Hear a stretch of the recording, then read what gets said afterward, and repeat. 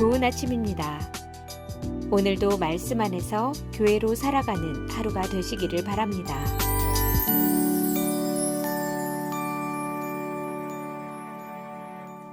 안녕하세요, 성도 여러분. 2월 11일 수요일 말씀 묵상 시작하겠습니다. 오늘 함께 나눌 말씀은 마태복음 12장 38절부터 42절까지의 말씀입니다.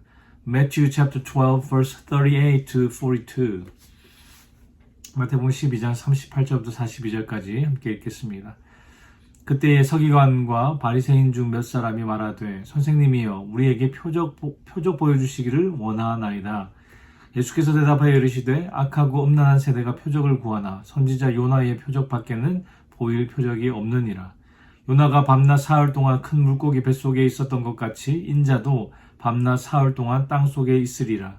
심판때에 니느웨 사람들이 일어나 이 세대 사람을 정죄하리니 이는 그들이 요나의 전도를 듣고 회개하였음이거니와 요나보다 더 큰 이가 여기 있으며 심판때에 남방 여왕이 일어나 이 세대 사람을 정죄하리니 이는 그가 솔로몬의 지혜로운 말을 들으려고 땅 끝에서 왔음이거니와 솔로몬보다 더 큰 이가 여기 있느니라. 아멘. 여러분 혹시 하나님께 기적을 보여달라고 기도해 보신 적 있으십니까? 이 병만 고쳐주신다면 진짜 신앙생활 열심히 하겠습니다. 이 문제만 해결해 주신다면 하나님을 더 잘 믿겠습니다. 지금 이 상황 속에서 하나님께서 확실한 증거만 보여주신다면 전심으로 따르겠습니다. 이런 고백을 한 번쯤은 해보셨을 겁니다. 많은 분들이 신앙생활을 하면서 기적을 경험하고 싶어하고 더 강한 영적인 체험을 하고 싶어하고 더 깊은 감정을 느끼고 싶어합니다. 그런데 이런 방식으로 신앙생활을 하다 보면 하나님께서 침묵하시는 것처럼 느껴질 때 믿음이 송두리째 흔들리는 경험을 하게 됩니다. 예전에 한번 이야기를 나눴던 것 같은데 제 친구가 예수전도단에서 하는 DTS라는 제자훈련을 받으려고 스위스 로잔에 갔습니다. 한국 사람들 20몇 명으로 한 팀을 만들어서 제자훈련을 6개월 동안 받았는데요. 이 6개월 동안 기적 같은 일이 참 많이 일어났습니다. 저도 DTS를 경험해 보았지만 정말 신기한 일들, 영적인 일들이 많이 일어납니다. 그런데 거기서 기적이나 강한 영적인 체험한 사람들이 한국으로 돌아가서 신앙생활을 예전보다 더 열심히 잘 하느냐? 물론 그런 사람들도 있겠지만 그런데 제 친구가 함께 DTS 제자훈련을 받았던 친구들에게 연락을 해보니까 자기 말고 교회 다니는 사람이 하나도 없었다라고 합니다. 교회 다니던 청년들이 더 신앙생활 잘 해보겠다고 DTS에 와서 훈련을 받았고 또 기적과 강한 어떤 영적인 체험까지 했는데 이제는 아예 교회도 안 다니더라는 것이죠. 저도 전 친구의 그 말을 듣고 적잖은 충격을 받았던 기억이 있습니다. 오늘 본문에서 서기관들과 바리새인들이 예수님께 표적을 보여달라고 정중하게 요청을 합니다. 그런데 그들의 요청은 예수님 표적을 보여주시면 예수님을 완전히 믿겠습니다. 혹은 표적만 보여주시면 예수님을 메시아로 믿고 따르겠습니다. 라는 의미가 아니었습니다. 마태복음 12장의 흐름을 보시면 서기관들과 바리새인들은 예수님을 이미 거부하고 있었습니다. 14절에서 병자를 고치신 일로 예수님을 죽이려고 했고 24절에서는 귀신을 쫓아내신 사건을 보고는 사탄의 능력이라고 모독을 했습니다. 그런 상황에서 표적을 보여달라는 말은 단순한 어떤 영적인 호기심이나 어떤 신앙적인 요청이 아니라 예수님의 권위를 의심하고 거부하기 위한 그런 시험이었습니다. 그러니까 당신이 하나님의 아들이라면 그에 걸맞는 어떤 압도적인 증거를 보여봐라 라고 말하고 있는 것이죠. 여러분 이것이 바로 인간의 어떤 죄악된 본성이 드러나는 지점입니다. 사람은요 본질적으로 하나님의 말씀보다 자신의 판단을 더 믿으려는 경향이 있습니다. 하나님께서 말씀하셔도 내가 이해가 안 되니까 내 눈에 확실하게 안 보이니까 어떤 강한 느낌이 없으니까 믿지 않으려는 것이죠. 그러나 성경은 분명히 말씀합니다. 로마서 10장 17절 말씀에 믿음은 표적을 통해서 생겨나는 것이 아니라 말씀을 들음으로 말미암아 온다라고 하는 말씀이죠.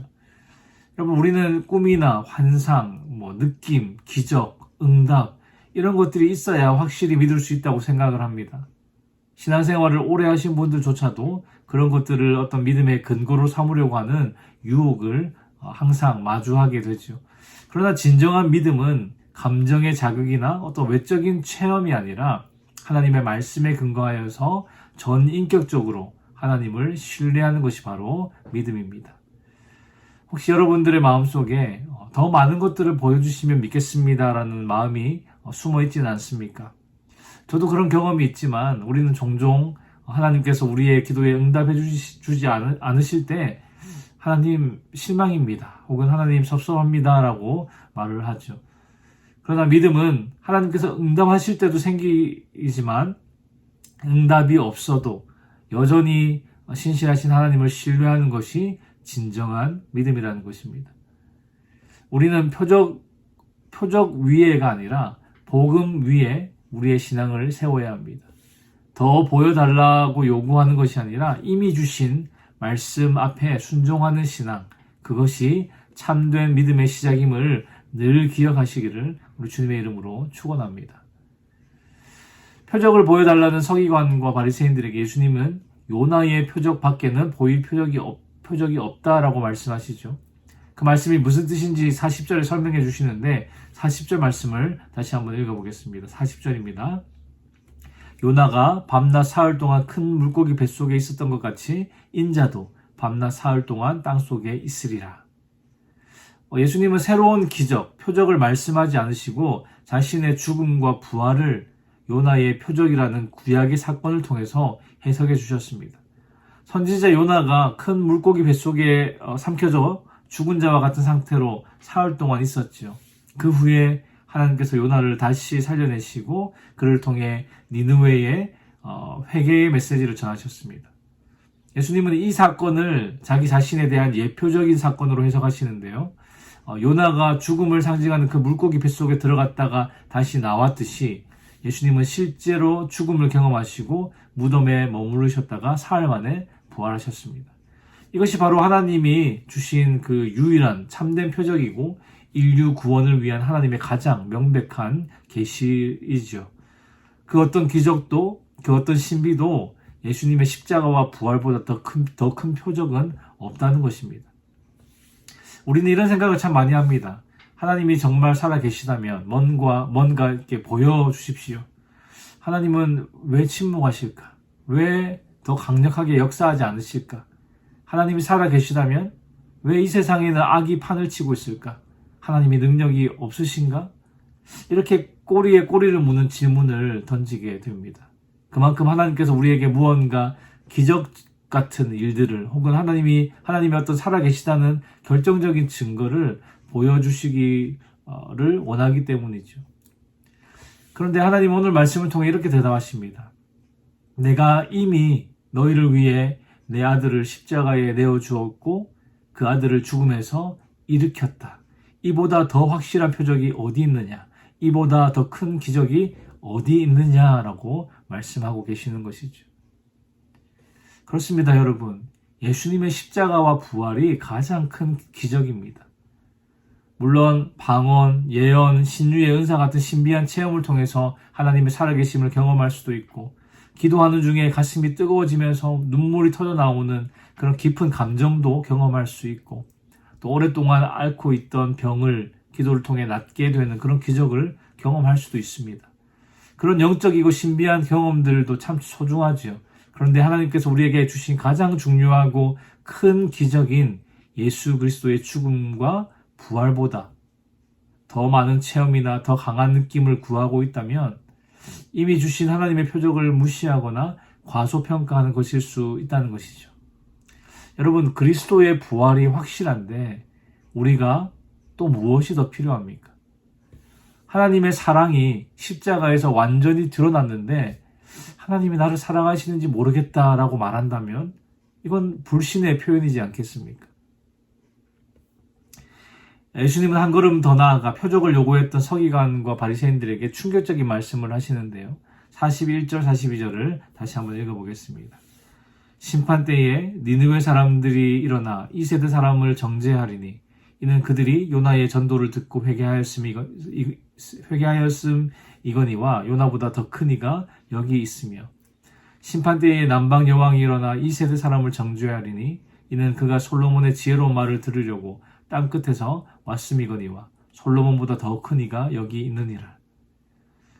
니느웨 사람들은 하나님을 알지 못하는 이방 민족이었습니다. 그런데 하나님은 요나를 보내셔서 단 한마디 40일이 지나면 니느웨가 무너지리라 이 말씀을 전하게 하셨습니다.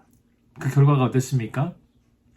왕부터 시작해서 백성들 심지어 짐승에게까지 굵은 베옷을 입히고 전 민족적인 회개가 일어났습니다. 그들은 요나의 경고만 듣고도 떨며 금식했고 죄악을 끊기로 결단했습니다. 그리고 하나님은 그들의 회개를 받으셨지요. 예수님의 말씀은 분명합니다. 니느웨 사람들은 요나의 경고만 듣고도 회개했는데 너희는 지금 요나보다 더 큰 메시아인 내가 너희 앞에서 말하고 있음에도 돌이키지 않는다라는 것이죠. 예수님은 마지막 날에 이 니느웨 사람들이 이스라엘의 불신을 고발할 증인이 될 것이라고 말씀하십니다. 여러분, 우리도 오랜 시간 말씀을 듣고 살아왔고 복음을 수없이 접해왔죠. 그런데 우리가 아무런 반응 없이 변화 없이 살아간다면 복음을 처음 들은 이방인들, 변화된 사람들, 거듭난 새신자들이 오히려 우리의 무관심을 정죄하는 증인이 될 수 있다는 말씀입니다. 그리고 열왕기상 10장에 보시면 스바의 여왕, 남방의 여왕이 솔로몬의 지혜를 듣기 위해서 먼 곳에서 예루살렘을 찾아왔는데 단지 이 인간인 솔로몬 왕의 지혜를 듣고자 몇 개월에 걸쳐서 그렇게 간절하게 나아왔습니다. 예수님은 솔로몬보다 더 지혜롭고 더 큰 일을 보면서도 믿지 않았던 그들을 스바의 여왕이 정죄할 것이다 라고 말씀하셨습니다.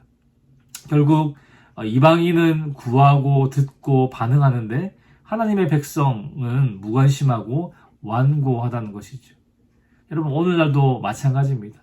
세상에서 처음 복음을 접한 사람들은 말씀을 붙들고 회개하는데 오랜 시간 교회 안에 있었던 우리는 말씀을 흘려듣고 감각이 무뎌져 있다는 것이죠. 성도 여러분, 오늘 말씀을 통해서 우리 각자의 마음을 한번 돌아보았으면 좋겠습니다.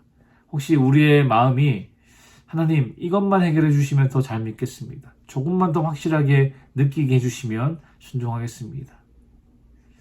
그러나 주님은 우리에게 이렇게 말씀하십니다. 내가 이미 가장 큰 표적을 주지 않았느냐? 예수 그리스도의 십자가와 부활. 그것이 하나님께서 우리에게 주신 결정적이고 충분한 증거입니다. 여러분, 니느웨 사람들은 한 번의 경고를 듣고도 회개했습니다. 스바의 여왕은 지혜를 듣기 위해 먼 길을 찾아왔습니다. 그런데 우리는 어떻습니까? 매주 말씀을 듣고 복음을 알고 십자가를 알고 있으면서도 여전히 변화 없이 여전히 미루고 여전히 순종하지 않고 있지는 않습니까? 사랑하는 성도 여러분, 신앙은요 더 많은 체험을 경험하는 것이 아니라 이미 들은 말씀에 순종하는 것에서 시작됩니다. 오늘 하나님께서 우리에게 원하시는 것은 더 보여달라는 마음을 내려놓고 이미 주신 복음을 다시 붙들어 작은 것이라도 말씀대로 살아보겠다는 결단을 하는 것이죠.